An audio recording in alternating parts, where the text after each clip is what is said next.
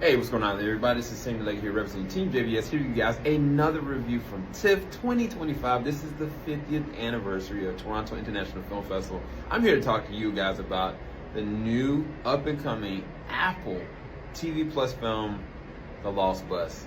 The Lost Bus is starring amazing actors in America Ferrera and Matthew McConaughey.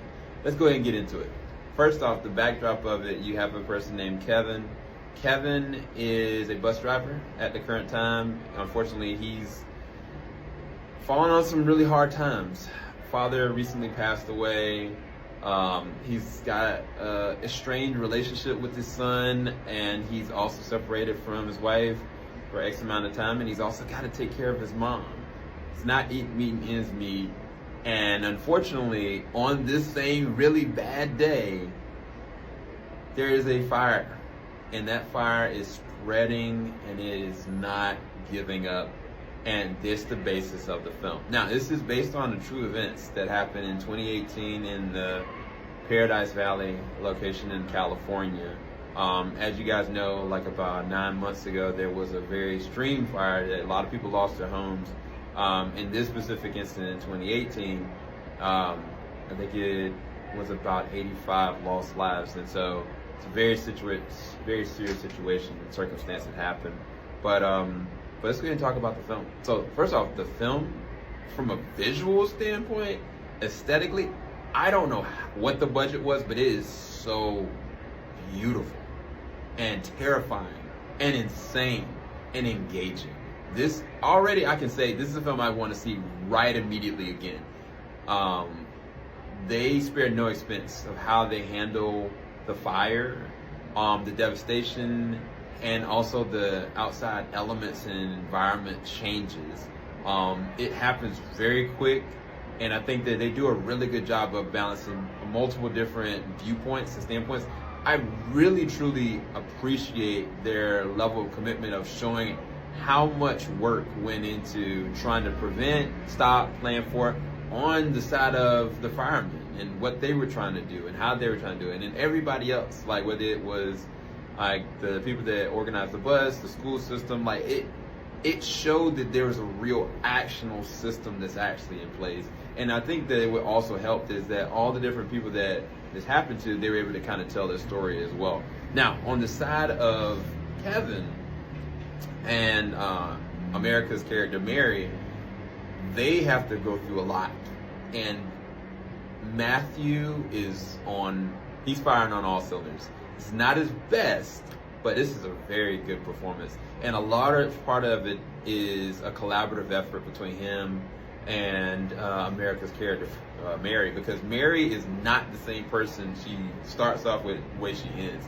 They go through hell and back. And I think the real interesting character that I gotta say is most notable is the fire. The fire, they use the fire almost like it's a horror film.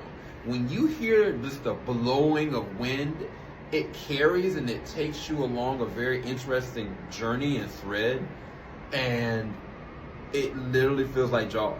Like, you know how like Jaws has its own theme? This is just wind and brushes, and you see the fire. Like, the best way that I can kind of describe it is if you've seen the earlier 1990s film Backdraft, and where they kind of describe how fire itself, it can breathe life and it can take it away, and it's got a mind of its own and how to work out for certain circumstances.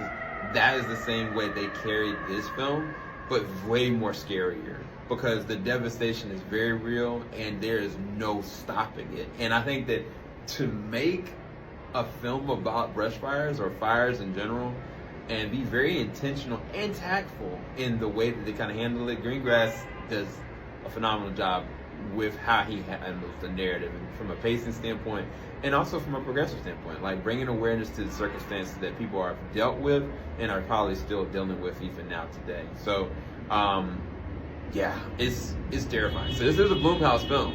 And there were times I was jumping, there were times I was like, whoa, and there were times it was really hurtful and hard emotionally.